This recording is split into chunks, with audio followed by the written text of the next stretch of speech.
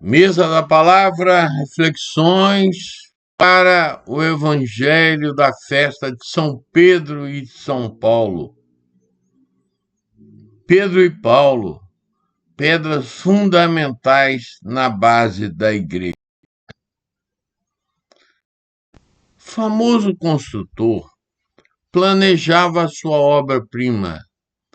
Aquele seria o maior e mais belo palácio jamais visto.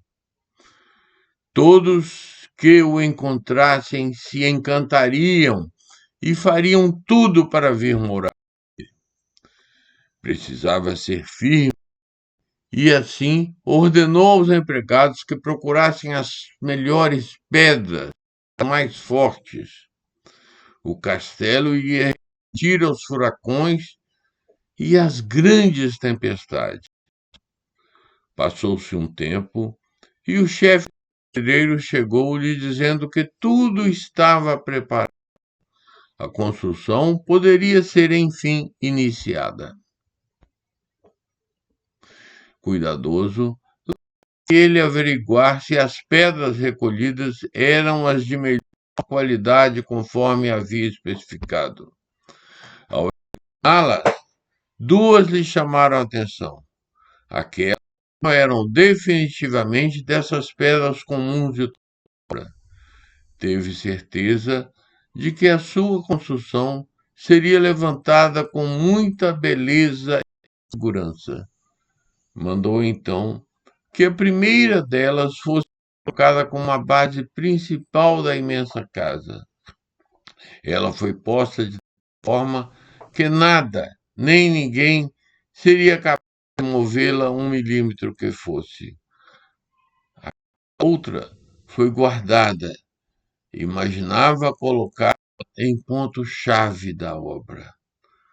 A construção acabara sem o construtor encontrasse função para ela. O castelo cativava a todos que de longe viam suas torres.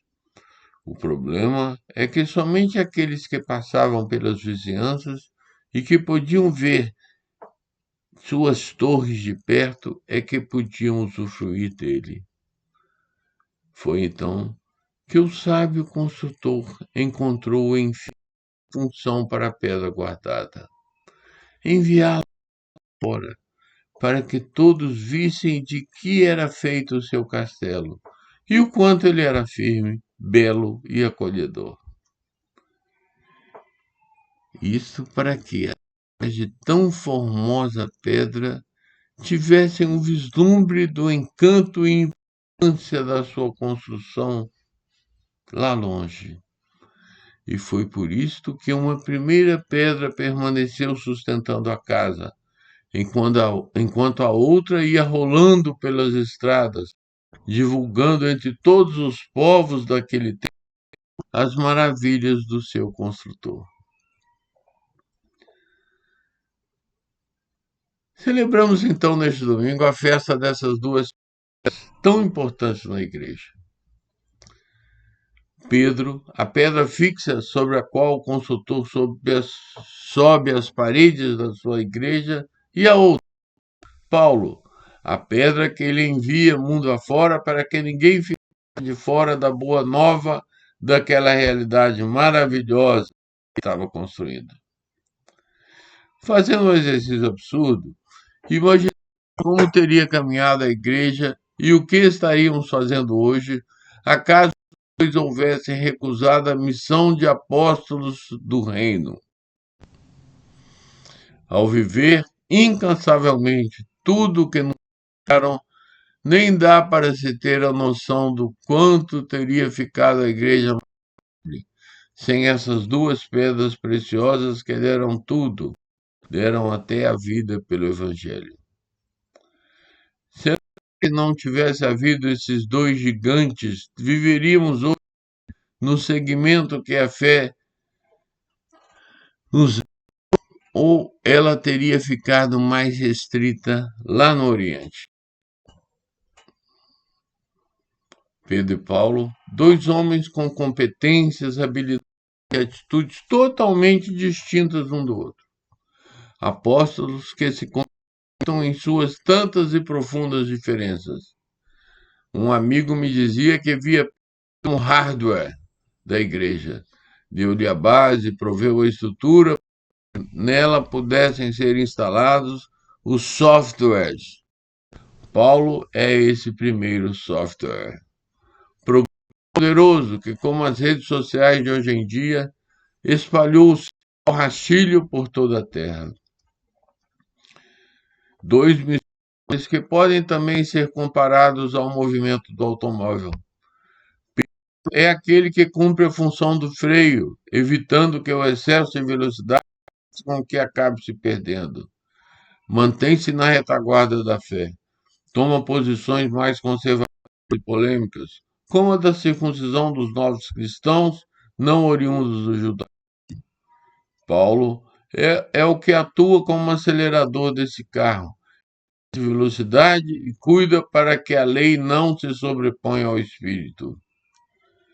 Pedro, homem rude e oriundo das classes menos favorecidas, um simples pescador, quiçá analfabeto, homem impetuoso que se lança para aquele que veio prender seu mestre, ao mesmo tempo em que o renega enfaticamente, eis que 3 vezes depois, Pedro, que acredita e faz linda fé, ao mesmo tempo em que duvida e se afunda nas águas. Esse é o Pedro. Pedro que aceita a delegação do Senhor e assume o serviço da liderança na igreja nascente. Dois homens interessantes, riquíssimos de humanidade. Duas pedras básicas da igreja que Deus vai transformando. Como em o Senhor faz neles maravilhas. Provas de que todos nós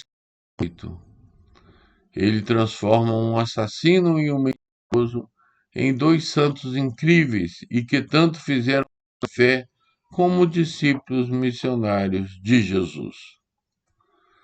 Paulo, um romano, antigo aluno da melhor escola rabínica, a do sábio Gamaliel. Homem de vasta cultura, leitor e escritor de várias línguas, inclusive o grego, que exercia naquela época o papel que o inglês tem para o mundo de hoje.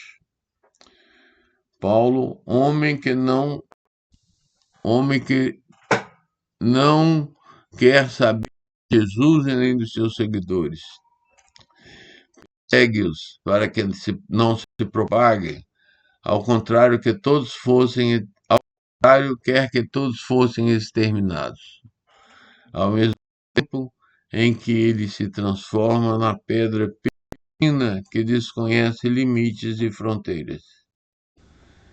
Quando as diferenças são usadas com espírito, ou seja, criativamente, elas se tornam complementares.